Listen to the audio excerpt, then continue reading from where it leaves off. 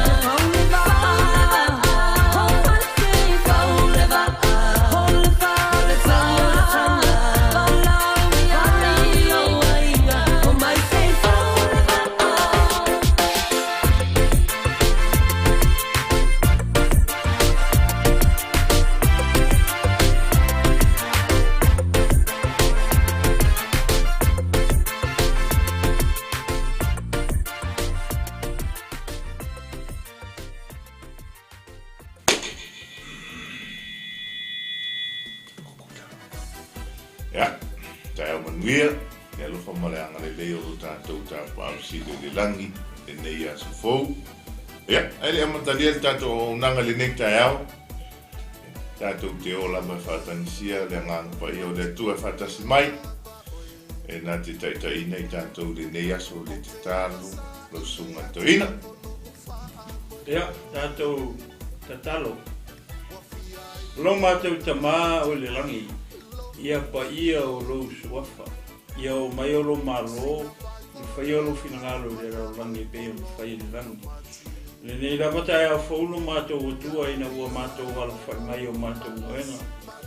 Ua mau atu le pouliuli ma le pongisā o mātou a ia le malama whau le nei tae au mātou o tua. Ia o mea ia o lo whamanatu mai te mātou o lo soifua oe. O ai le mwhai se poto se tangata. Ona wheliua ina le pouliuli i le malamalama. Ua na o le mana o lau fio. E ala lea ua mātou mua ai o na mātou mori le taulanga o le roto whaatai i lau fio. Ona o lo alofa malowanga le nei. Ia vi ia lava o lau fio i le nei tae o fou. Whaatai me umau e tāpena mui mātou, whaatai tōi no mātou wola male mangava. Ia, nei lawa i tūlalo mātou o tua o mātou sauni. Ia, mātou te fola la upo, le upo lau malo e leo se upo se tangata. E leo se upo se ekalesia o le upo o lau fio. O le upo le tupu. Ala lea tamawa mātou wala wai lau soani. Ia o se ngā ruenga e whai e fua pe au noa maloa ngā whai. Ngā whai ia whio mai a oe. Ia e whetalai oe le tae aura le ia mori o la upu i ai o whina ngalo maloto. Ai mai se foi o maota malawa mo so se mea e whapena o na o omo atu ai la upu i le tae aura nei. Ia aluatu ma le mana la upu. Ina ia aia ina se loto mo lo malo, lavea ina se anganga o leilo pea lo mātou atua. Ai o le whaasilisili o ia mea uma, ia whaamalusia ai le tino o keriso, lau e kālesia, ai maise o le uso a kerisiano ma le au whatuatua uma, ia i le nei tae au. Tamā i o mātou tangata mātou te vai mātou te leilo se mea, o le ala lewa mātou te talo ai ma whātau anau i lau soasoani, ia whaonga mai i mātou. Mai mātou lava o na o ni mea whai ngā ruenga, whaonga o mātou leo ma o mātou ngutu, o mātou lava o whaiwa sei ki lau. Ia ai whetalai lava o ea ngā pa ia i le tae au le nei. Ia a mataina e lau fio le nei wha moe, ia whai uina e lau fio. A maea, ia fo ia tu lava le vi inga ma le whanitanga ma le whamanu i lau fio. Ia ai tu mau pēr le whatawaa ia i mātou o au auna. I lau ngoi e sua mātou talo wala utu e nei. Amene, amene, amene. Amene. Glory, hallelujah. Hallelujah. Iene tua le ni tae au whaftai la sunga toina. Tātou te talo. Ia. Toi o whalofa ma whatalofa atu. lau au nanga le nei tai au grupo Kingdom TV ma lau por kalami ia ma ai sau malu tai au ia po le morning breakfast atalo fatoi le mamalo so tato atunu i te mama tina matua ia ma le lava lava so tato atunu pele o Samoa fa peona ma ua mai fa sala longa le nei tai au ia o le tato o le tai au fofo le nei le rofa ma le anga le leo le tua ia e le tali tonunga ia na wala fai mai whanunga le lei o le asu fau ia le fo tatou whailoa i le nei asu fau le mga aftau soifua i le alofa siri ese o le tatou tapa au siri o le langi ia i le manatu na maua se malolonga fi le mu le napongi sa ua mawai atu ia leo to e taitai mai e le atua lotu soifua ma sa matou ola ia i le nei fo i tai au fau ia ui lava ia i le matui o le maangao le maafa la vea au ta mo fai lava e le li o le lalangi sa ili au ala le peti ele soifua ma le ola ia pe tai e ma losi ma matautia le toto lo tato ori o Yesu Kirisi na kava mo sauina ai o to fanga ia o fai se malolonga le napo ia fa perfo i mato ia le neu to sila mai mato va vai atu ia ma o lunga le anga le lei o le atua ia le nei tai au fa ta lo fa pito atu i le suafa manu malolo tato ori o Yesu Kirisi malo le fola manuia malo le soifua manuia le nei tai au fou ia fatalo fatu le sunga le toina la sunga le atinu le nei tai au malo le soifua manuia ia malo ko le soifua manuia la sunga le pelingise ia lo fatu ia le tatonunga manuia o le tamal nei tai au i le alofa ma le anga le leo le atua ia o tato iai pele nei vai aso maua le avanoa tatou te wheloa i pēr ma le tatou malo asia si mai so tatou atunu o Samoa le ona le tua po le prenise fo ia prenise le malo ia po le ampasa le malo le tua ia le sunga ia afua takeo afua ia so i fo manuia li afua le nei tai au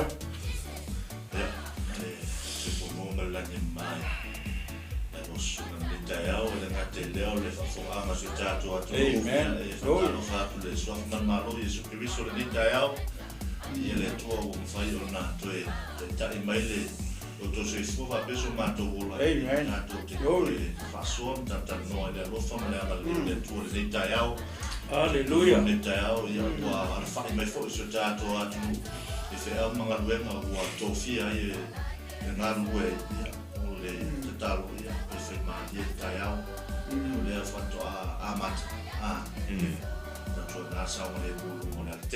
ia malo vi ele tua mana ele fautuanga a matata tu tai au fai malu lungo lela fai mali au foi le nati e au nga le va veta pena va vesa uni e te le ai le taimi e ta pena i mor nga luenga le neso na ngole tatu te ai le vai tau o tuanga wa onga whanau i tono New Zealand nei fa pe foi so tatu atunu ia o le taimi nani na le au whainga luenga le le ala usu le tai au nei le tau ai fai mali au foi le nati ia ala nati o le tuai o le ala tuai o le ala e tuai o le ala missi momoli mumu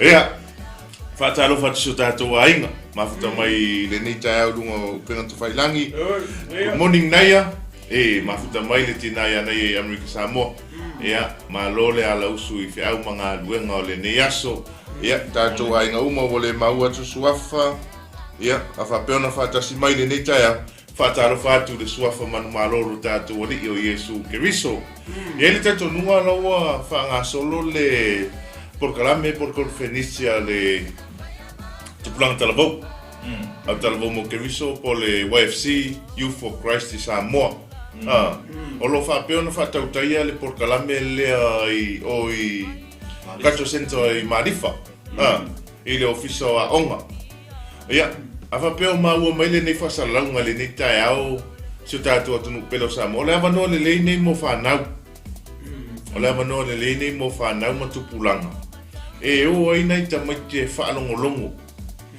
e le upu o le atua e le gata foi le upu o le atua o lo iai foi matagaluega o lo faapea ona valaulia e le e fai fo ia la tau ia fa matalanga ma fa malama la tau ia tiu te fai mam ta fai oi pe la mtanga luenga fa mai tanga luenga leo mtanga luenga fa msinonga ia maniso mtanga luenga ma lo fa pe ona ia tono po kala mele to waso o le wa matalia le aso le nei ia ele te tonunga o i lava se tu kurang tal vos te mai titi ia o matua foi o maun nei fa sal lauma ia awone misia e sili atu le fa alu lo tai e te fa longo le upo le tua